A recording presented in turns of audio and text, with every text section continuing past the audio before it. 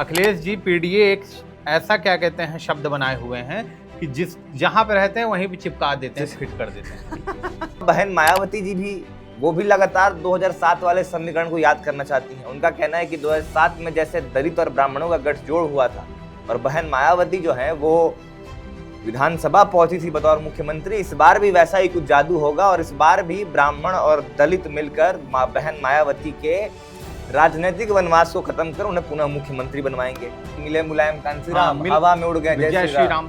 उसके बाद आया कि तिलक तराजू और तलवार, इनको मारो जूते चार। उसके बाद साथ में अब उसके बाद ये हो गया कि हाथी नहीं गणेश हैं, अब ब्रह्मा विष्णु महेश हैं। यूपी में इस बार योगी जी को एक समझ लीजिए कि उनकी बहुत बड़ी इस बार चुनौती रहेगी, बहुत बड़ी चुनौती है। इस बार परीक्षा है, परीक्षा की घड़ी है और इस परीक्षा की घड़ी में योगी जी को जो है किस तरीके से मैनेजमेंट करना पड़ेगा। बहुत ये बात भाजपा जो एक उनके दिमाग में ये चीजें बैठी कि कोर वोटर हैं हमारे, कितना भी कर दो, पंडित जी हैं दुई, इनको दुई लाठी मारो लेकिन ये देंगे वोट। अभी भी अगर वही धारणा है बीजेपी के पास कि कोर वोटर हैं ये जाएंगे कहीं नहीं, तो वो दही के धोखे चूना चाहिए। यही अखिलेश यादव के एक साल पहले का बयान है, जो कह रहे थे कि ये सभी ऊंची जातियों के लोगों ने तमाम संस्थाओं पर कब्जा करके रखा है। तो अभी चुनाव नजदीक है तो अब पेड़ा बांटा जाएगा, सबका यही राजनीतिक काम है। उत्तर प्रदेश के इतिहास में मायावती से बड़ा दलित नेता कोई हुआ ही नहीं, बिल्कुल नहीं हुआ। और मायावती का जो लॉ एंड ऑर्डर था वो भी भूलने लायक नहीं, बिल्कुल नहीं था। आज का मुद्दा सुना तो सबने है, अब समझेंगे अपने अंदाज। चलो शुरू करें बैठक बाजी।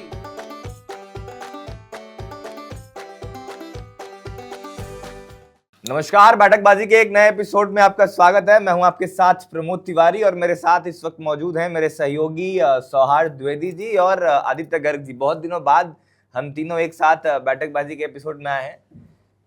खैर बांकीपुर का चुनाव का नतीजा आ गया है, आदित्य इससे बाद में बात करेंगे, लेकिन आज का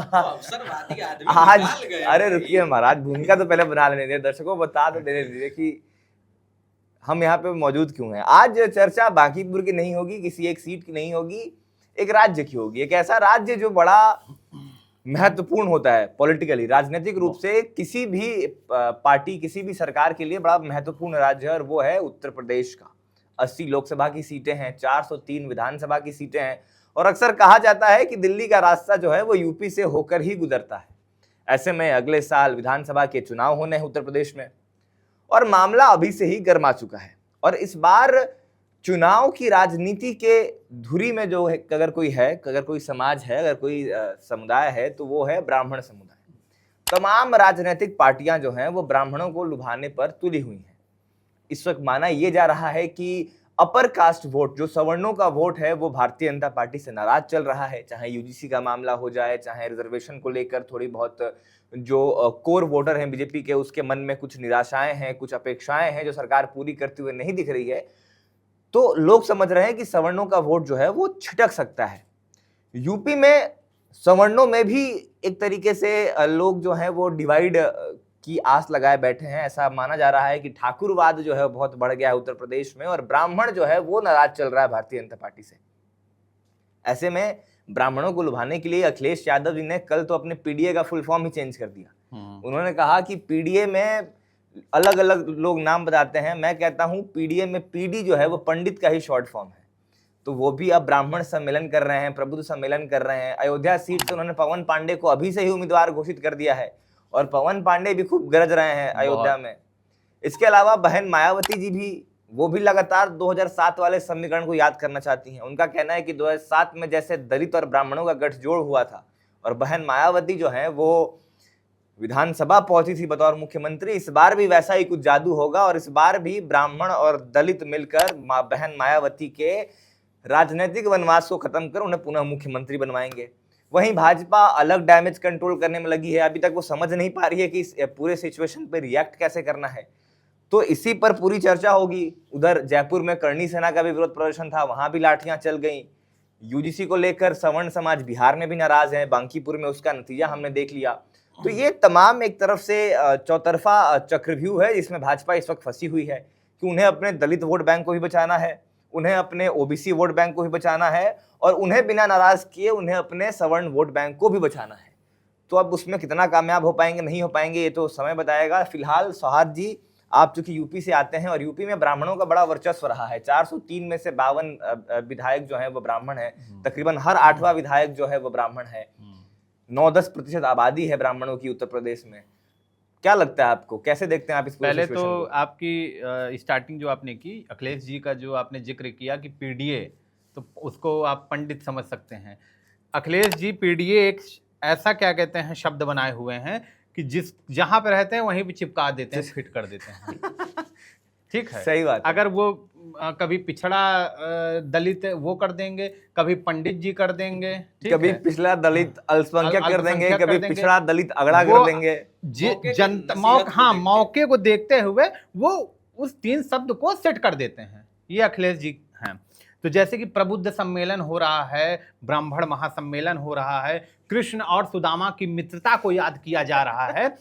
अब मेरा ये कहना है कि ये मित्रता 4 साल 4.5 साल तक किसी को नहीं याद रहती। क्यों? अब जितने भी राजनीतिक दल हैं, आप देखिए कि बहन जी के आप ट्वीट देखिए, आप देखेंगे तो आपका सीना जो है गदगद हो जाएगा कि वाह बहन जी क्या कह रही हैं। उनका कहना है कि ये जो समाज होता है इनके बीच में जो भी समाज के लोग होते हैं भाईचारा होता है, प्रेम होता है और सब एकदम परिवार की तरह रहते हैं। और कभी बहन जी का नारा आपने सुना रहा होगा, हाँ कई नारे थे तो बहन जी बहुत के। सारे नारे। अभी वो नारे पहले एक नारा आपसे नहीं सुनना पहले चाहेंगे। पहले कांसीराम और मुलायम जब मिले थे तो था कि मिले मुलायम कांसीराम, मिल- हवा में उड़ गए जय श्री राम। उसके बाद आया कि तिलक तराजू और तलवार, इनको मारो जूते जूते चार। उसके बाद साथ में अब उसके बाद ये हो गया कि हाथी नहीं गणेश हैं, अब ब्रह्मा विष्णु महेश हैं।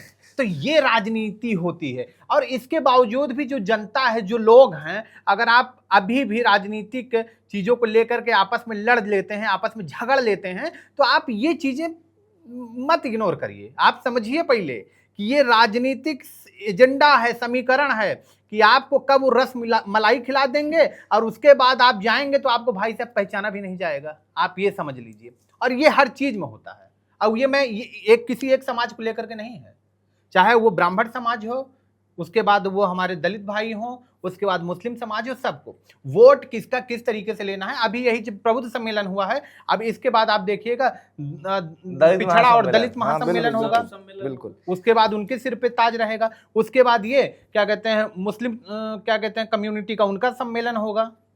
और ये सबसे बुरी बात तो ये है कि मतलब हम 2026 में आ गए, अभी भी पार्टियों को वोट लेने के लिए अपने काम दिखाएं ना दिखाएं उससे फर्क नहीं पड़ता, जातियों के महासम्मेलन करवा दो, जाति कार्ड खेलना है। अच्छा, बीजेपी इस वक्त इसलिए भी घिरी हुई है, आप भी बिहार से आते हैं, मैं भी बिहार से आता हूं, हमने भी देखा है बांकीपुर में जो कुछ भी हुआ, बीजेपी अभी तक उससे उभर नहीं पाई है ना, वो यकीन कर पाई है कि आखिर हुआ कैसे। 422 बूथ थे, 422 बूथ में 400 बूथों पर प्रशांत किशोर को लीड मिली, कायस्थ बहुल इलाकों में बूथ पर प्रशांत किशोर को लीड मिली, राजपूत, भूमिहार, ब्राह्मण, तमाम वोट जो है, मुस्लिम वोट, यादव वोट, तमाम वोट जो है वो प्रशांत किशोर अपने साथ ले गए।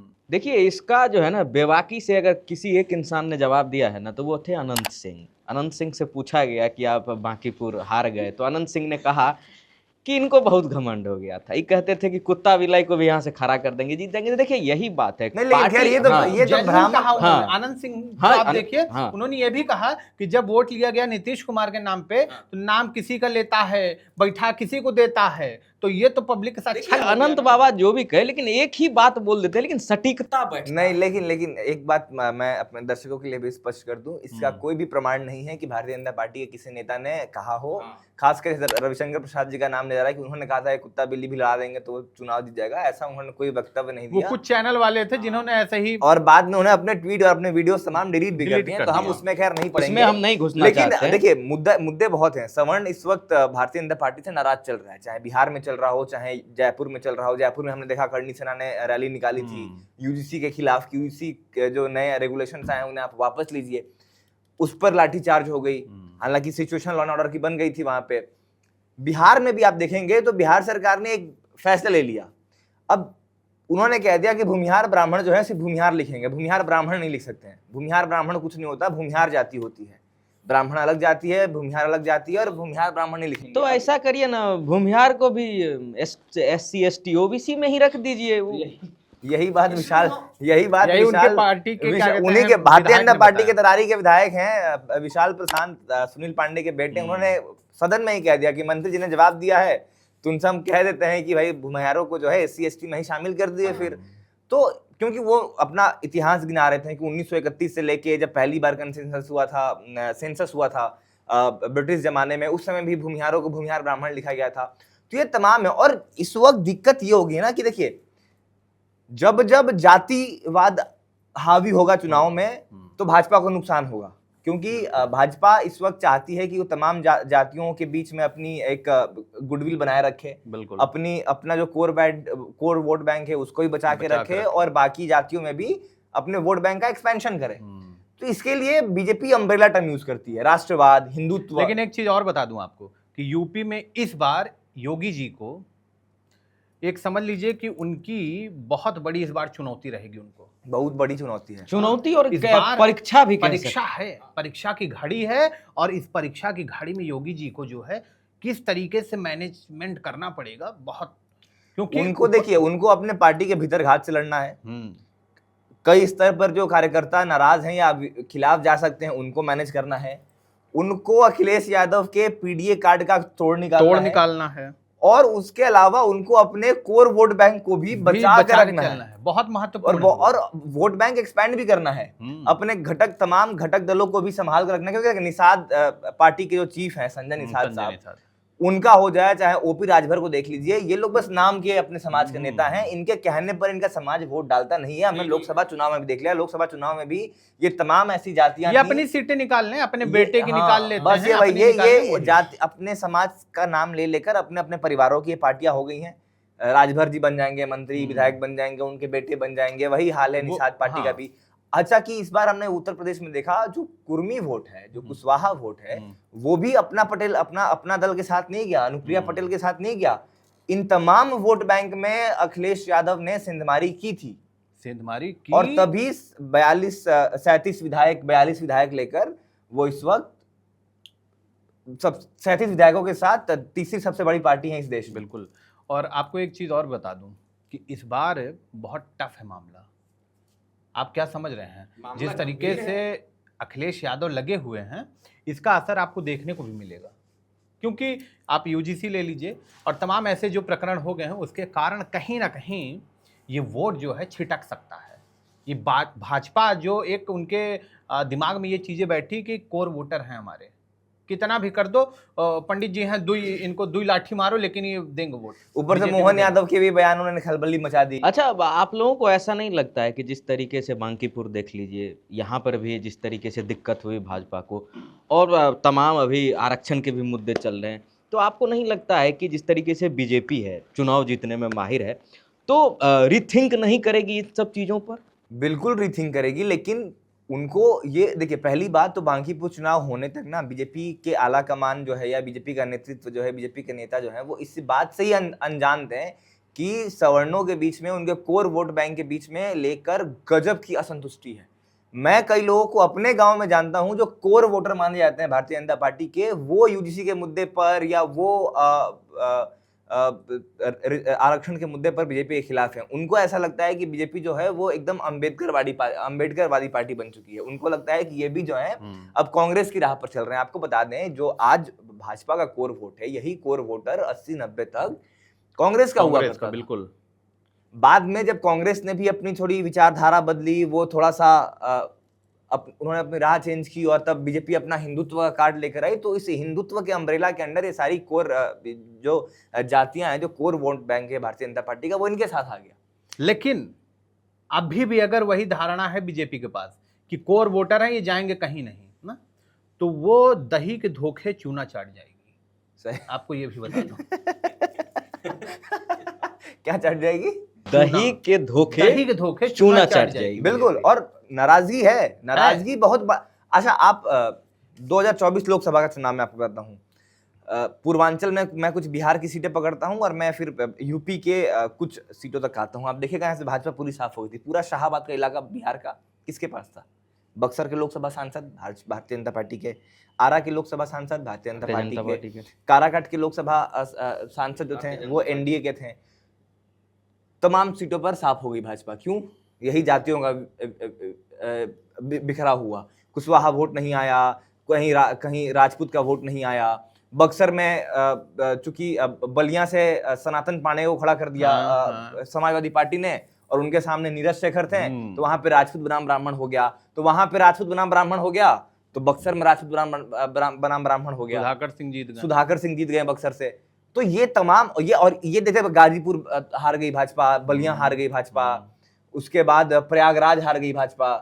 अब लोकसभा देख लीजिए ना, लोकसभा में जो आप ग्राफ देख रहे हैं कि बीजेपी का रहा, आप क्या समझ रहे हैं? ये रही कि कितना पार हो जाएगी। अब अमित शाह कहते थे कि इस बार क्या कहते हैं, जब्त हो जाएगी जमानत सबकी। हाँ, अब की बार 300 पार 400 पार के जो नारे लग रहे हैं, 300 पार के नारे लग रहे हैं। आप समझिए कि वो ग्राफ क्यों नीचे गिरा?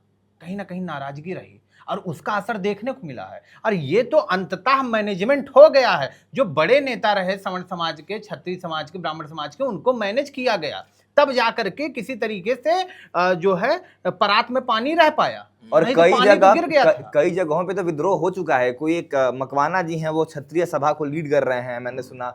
वो कह रहे हैं कि हमारा समाज जो है वो राजनीतिक रूप से अनाथ हो गया है, हमारी बात करने वाला कोई नहीं है। देखिए, वो ये नहीं कह रहे कि आप आरक्षण हटा दीजिए, वो कह रहे हैं कम से कम संसद में हमारे जो मुद्दे हैं वो तो उठाए जाएं। कोई आप मुझे कोई पार्टी बता दीजिए। चलिए, आज अखिलेश यादव कह रहे हैं कि हम पीडीए में, पीडी जो है वो पंडित का ही शॉर्ट फॉर्म है। यही अखिलेश यादव के 1 साल पहले का बयान है, जो कह रहे थे कि ये सभी ऊंची जातियों के लोगों ने तमाम संस्थाओं पर कब्जा करके रखा है। तो अभी चुनाव नजदीक है, तो अब पेड़ा बांटा जाएगा। सबका यही राजनीतिक काम है। और आपको याद हो 2022 में भी 2022 चुनाव के पहले भी परशुराम जी की मूर्ति बनवाई गई थी। परशुराम जयंती बड़े धूमधाम से मनाई गई थी समाजवादी पार्टी की तरफ से। तो समाजवादी पार्टी लगातार ये कोशिश कर रही है कि ब्राह्मण वोट बैंक में सेंधमारी की जाए। पूरा का पूरा वोट मिले चाहे नहीं मिले, कम से कम इतना डेंटिंग पहुंचा दिया जाए, इतनी उसमें सेंधमारी कर दी जाए कि भाजपा को एक मुश्त वो वोट ना पड़े। आप चाहे 2007 देख लीजिए, बिल्कुल ठीक है, और उसके बाद 2012 देख लीजिए, चाहे मुलायम सिंह यादव हो और चाहे बहन मायावती हो, जिस बार उन्होंने टिकट वितरण किया और ब्राह्मण समाज को मायावती जी ने 86 टिकट दिए थे। आप समझिए, वो उनको क्या कहते हैं, मुख्यमंत्री की कुर्सी मिल गई। मुलायम सिंह यादव ने यही किया था, उनको ले जाकर मुख्यमंत्री की कुर्सी बिठा दिया गया। तो लोगों की धारणा में ये चीजें हैं कि अगर ये समाज जाता है तो ये जाएगा, तो हमारा पर्दा जो और बीजेपी इसी को काउंटर मैनेजमेंट करने के लिए अभी देखिएगा, जब उनको पंकज चौधरी को बनाया राज्य का अध्यक्ष, प्रदेश अध्यक्ष उनको बनाया, उनको फिर काउंटर करने के लिए मिश्रा जी को केंद्र में बुलाया गया, मंत्री बनाया गया। भारतीय जनता युवा मोर्चा का अध्यक्ष बनाया गया रोहित मिश्रा को, ब्राह्मण समाज से आते हैं। बीजेपी भी अलग तमाम लेवल पर अपने कोर वोट बैंक तैयारी में पूरी एकदम कोशिश में कर रही है। और देखिए, अगर मैं इस वक्त मौजूदा विधानसभा की बात करूं, 403 सीटें हैं। ब्राह्मणों की आबादी जो उत्तर प्रदेश में है वो 9 से 10% होनी चाहिए है एक्चुअली। तो उस हिसाब से देखा जाए तो 40 से 44 विधायक होने चाहिए। कितने विधायक हैं? 52 हैं। हर 8वां विधायक उत्तर प्रदेश की विधानसभा में ब्राह्मण है। अब इन 52 विधायकों में से 46 एनडीए के हैं। 46 एनडीए के ऐसे हैं कि 41 हैं भारतीय जनता पार्टी के खुद के, 4 हैं अपना दल के, और 1 है मेरे ख्याल से निषाद पार्टी के। तो 46 ये, और अब 5 हैं सपा के और 1 है कांग्रेस के, 6। तो ये हो गए 52 ब्राह्मण। अगर मैं बात करूं भारतीय जनता पार्टी खुद की, तो भारतीय जनता पार्टी के कितने विधायक हैं? 255, 256। इन तकरीबन 250 विधायकों में से 41 विधायक जो हैं वो ब्राह्मण हैं। मतलब पकड़ के चले, अगर हम उसका अगर हम दिखाएं तो 18-20% के आसपास इनके जो विधायक हैं वो जो है ब्राह्मण हैं। तो ये तमाम कोशिश कर रहे हैं। जनता में जितना इसका इफेक्ट नहीं है, उतना इफेक्ट भारतीय जनता पार्टी खुद के काडर के अंदर है। उनके अंदर असंतोष है। उनको लगता है कि योगी आदित्यनाथ के मुख्यमंत्री बनने से उत्तर प्रदेश में ठाकुरवाद बढ़ गया है। ये भारतीय जनता पार्टी के समर्थकों को लगता है। अब ये जनता में कितना लगता है भगवान जाने, कार्डर में कितना लोगों को जनता है हमें इसका नहीं पता, लेकिन भारतीय जनता पार्टी के खुद के कार्डर को ये लगने लगा है कि भाई हमारी नहीं सुनी जा रही है, सिर्फ ठाकुरों की सुनी जा रही है। तो ये तमाम नैरेटिव अब योगी आदित्यनाथ कैसे ब्रेक करते हैं? बहुत मुश्किल होगा मैनेजमेंट करना इस बार तो बहुत, इस बार काफी मुश्किल होने वाला है। एक चीज जो योगी आदित्यनाथ के पक्ष में अभी तक जाती है वो ये जाती है उनके कुशल नेतृत्व की। वो जो एक आप उत्तर प्रदेश में जाएंगे और आप किसी से बात करेंगे तो वो योगी आदित्यनाथ का एक प्लस पॉइंट, और अखिलेश पे भारी इसलिए पड़ते हैं Yogi Adityanath, law and order. लेकिन at the end of the day Uttar Pradesh, Bihar या भारत के किसी भी राज्य में, कुछ अपवाद राज्यों को छोड़ दिया जाए तो वोटिंग के वक्त जाति बड़ा अहम रोल, अहम फैक्टर। योगी आदित्यनाथ का लॉ एंड ऑर्डर 2024 में भी था। सीटें कम हुई ना, सीटें आधी हो गई, जिसकी कल्पना नहीं हो रही थी। बिल्कुल। अच्छा, एक और मैं आपको अगर आंकड़ा दे दूं, अगर 2014 में तकरीबन 73 से 75% ब्राह्मणों का वोट बीजेपी को मिला था, 2017 में वो बढ़ के 79% हो गया, 2019 में बढ़ के 83% हो गया, 2022 के विधानसभा चुनाव में 83-85% रहा, और उसमें डिप आया 2024 में 76% हो गया। हालांकि फिर भी वो 75% वाला अपना आसपास का बना के रखा है, लेकिन इतना भी छिटकना और अन्य जातियों का छिटकना उत्तर प्रदेश की गद्दी इनके हाथ से छीन सकता है। बिल्कुल। और ऊपर से अब और भी देख लीजिए, अब कल जो है मायावती के पार्टी की इकलौते विधायक उमाशंकर सिंह जी, और बहुत दुखद हुआ क्योंकि लंबी बीमारी से जूझ रहे थे तो हमारे बीच नहीं रहे, एक बात। और दूसरी तरफ अगर आप देख लेंगे तो बसपा भी इस बार जो है अपना जोर आजमाएगी, आनंद एकदम लगे हुए हैं।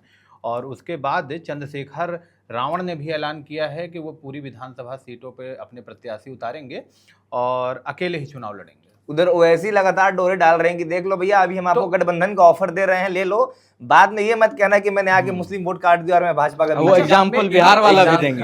अच्छा, ये कांसीराम, ये क्या कहते हैं, ये भीम आर्मी और चंद्रशेखर रावण, क्या लगता है कि इनकी क्या भूमिका रहेगी पूरे विधानसभा चुनाव में? देखिए, अगर तो ये वाकई, और देखिए आज मुझे लगता है कि बहन मायावती जी के वोट बैंक में अगर सबसे बड़ी सेंधमारी किसी ने की है तो वो चंद्रशेखर रावण ने की, आजाद समाज पार्टी ने की है। इन्होंने एक ठीक ठाक पैठ बना ली है अपने समाज के वोटरों में, जाटव वोट बैंक में।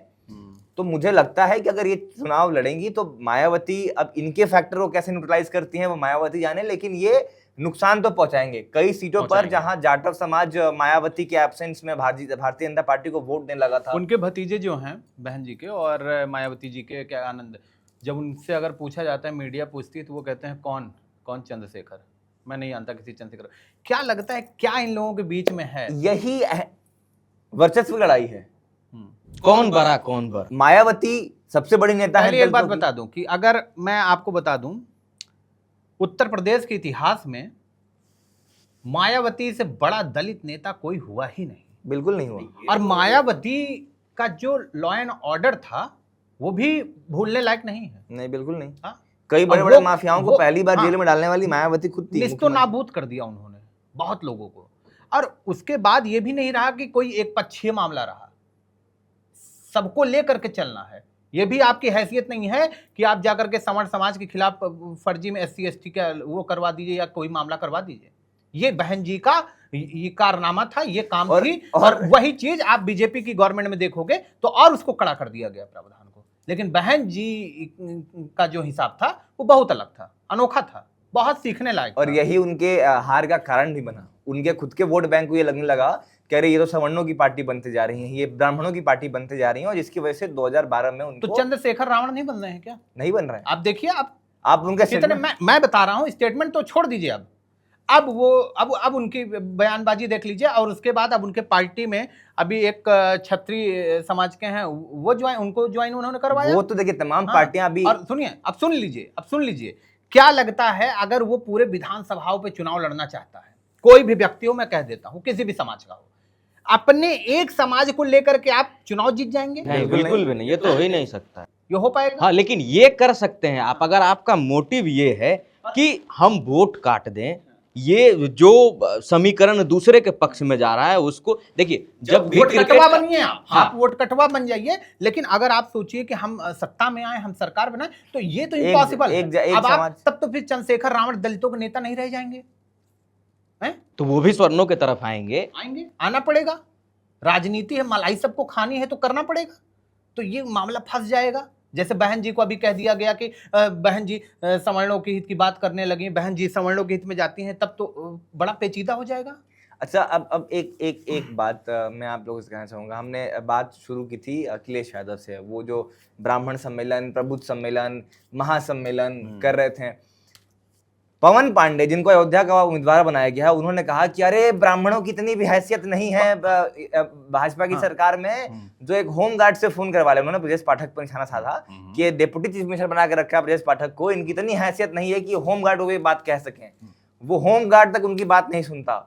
और हम अखिलेश भैया के जमाने में राज्य मंत्री थे और डीजीपी भी हमारी बात सुनता था, और उसमें प्रशंसकों की एकदम भीड़, और वो एकदम पूरा। पवन पांडे सही कह रहे हैं, हम पवन पांडे सही कह रहे हैं। सही इसलिए कह रहे हैं कि जब समाजवादी पार्टी की सरकार रहा करती थी, तब आईजी, डीआईजी, डीजीपी मुख्यमंत्री के सामने बैठ जाएगा क्या? आ करके घुटनों पे बैठता था समाजवादी पार्टी की सरकार में। हैसियत नहीं होती थी। उस रैंक के अधिकारी को आप घुटनों पे ला देते थे। तो ये बहुत बहादुरी का काम है क्या? बिल्कुल यही बात है। सम्मान मिलना चाहिए। दूसरी बात, पवन पांडे कल इतना चिल्लाए हैं कि माइक फट गया, गला भी फट जाता था, लग रहा जैसा वो चिल्ला रहे थे पवन पांडे तो जी वो को। क्या कर रहे हैं? अगर वो ब्रजेश पाठक को इस तरीके की बातों डिप्टी सीएम के लिए कह रहे हैं, और उनको ये भी कहा जाता है कि बड़े चमचे हैं या उप मुख्यमंत्री हैं, किसी काम के नहीं, उनकी कोई सुनता नहीं, तो आप क्या करते हैं? इतना बड़ा बुके लेकर के, इतनी बड़ी फोटो लेकर के गाड़ी में लाद करके आप पहुंच गए वहां पे तो वो नहीं है, मालिश नहीं है। ये राजनीति में चलता है, लेकिन दोनों तरफ से ये चीजें चलती। आप एक तरफा नहीं बोल सकते, किसी को नहीं बोल सकते। सही बात है। और जब इस तरीके के सम्मेलनों की बात आती है ना, तो मुझे नहीं पता आप लोगों ने ये कभी सुना हो या नहीं, अटल बिहारी वाजपेयी ने 90 के दशक में लोकसभा में ना, संसद में एक बड़ा बढ़िया भाषण दिया था। उन्होंने कहा था कि आज मैंने देखा कुछ लोग ब्राह्मण महासम्मेलन कर रहे हैं। उन्होंने मुझे बुलाया कि ब्राह्मण सम्मेलन में आप भी आइए। मैंने कहा कि देखिए, अभी तो मैंने हिंदू सम्मेलन किया, वहां जाने पे लोग मुझे इतना कह रहे थे, अगर अब आप ब्राह्मण महासम्मेलन कर रहे हैं, अब मैं ब्राह्मण महासम्मेलन में आ गया, तो कल गए आप कान्यकुब्ज सम्मेलन, सरजूपारी सम्मेलन, अजयनगर सम्मेलन, तमाम चीजें करने लगेंगे। फिर मैं वहां जाऊंगा तो कोई मुझे राजपूत सम्मेलन में बुलाएगा। तो इस तरीके से हम कब तक बढ़ते जाएंगे? और ये हम किसी राजनीतिक पार्टी के नहीं कह रहे हैं, ये जो हमारी प्रबुद्ध जनता, जो हमारे ऑडियंस जो हमें देख रही है, हम उनसे बात कर रहे हैं। देखिए, कोई ब्राह्मण सम्मेलन करवा दे, कोई दलित सम्मेलन करवा दे, कोई जाटव सम्मेलन करवा दे, कोई यादव सम्मेलन करवा दे, राजपूत सम्मेलन करवा दे, ये देख के आपको वोट नहीं देना है। आपको वोट काम देख के देना है। और काम कैसा काम? काम ऐसा नहीं कि 10 जाति का मुंह दाब दिए, एक जाति राज कर रही है, ऐसा भी नहीं। समान रूप से, समानता की दृष्टि से जो भी देखे, आप उसे वोट दीजिए। जो आपके इलाके का काम करे उसका वोट दीजिए। आपके बीच में हो, जो आपके हित का काम करे उसे वोट दिए। जातियों में ये राजनीतिक पार्टियां हैं, इनका काम है आपको जातियों में बांटना, धर्म में बांटना, दुनिया जहान की चीजों में बांटना। आपको बंटना नहीं है, आपको अपने मुद्दों पर अड़े रहना है और मुद्दों को सर्वोपरि मानते हुए ही मतदान करना है। अगर एक बेहतर स्कूल बनेगा तो उस स्कूल में सिर्फ दलित का बच्चा नहीं पढ़ेगा, ब्राह्मणों का ही बच्चा पढ़ेगा। अगर एक बढ़िया अस्पताल बनेगा तो सिर्फ दलितों का उपचार नहीं होगा, ब्राह्मणों का भी उपचार होगा।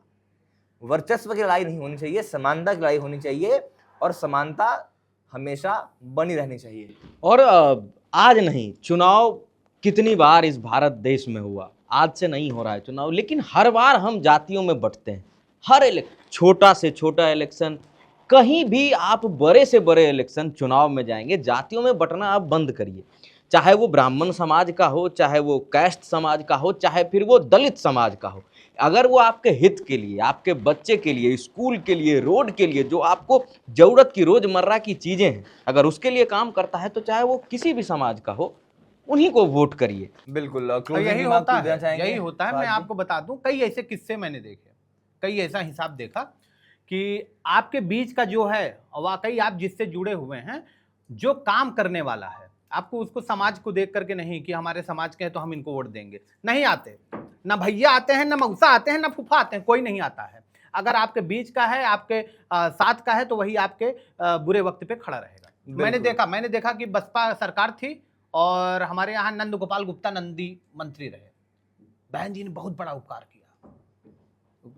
अबीर उबीर बेच रहे थे, पटाखा चाय चटनी बेच रहे थे, और बहन जी ने उठाया, उनको मंत्री बना दिया, विधायक बना दिया। अब आप ये समझिए, उसके बाद जब उन पे हमला हुआ और बम से हमला हुआ, एक बहन जी रही, पर्सनल हेलीकॉप्टर भेजा और पर्सनल हेलीकॉप्टर से उनको ले जा करके लखनऊ, वहां पे उनको एडमिट कराया गया।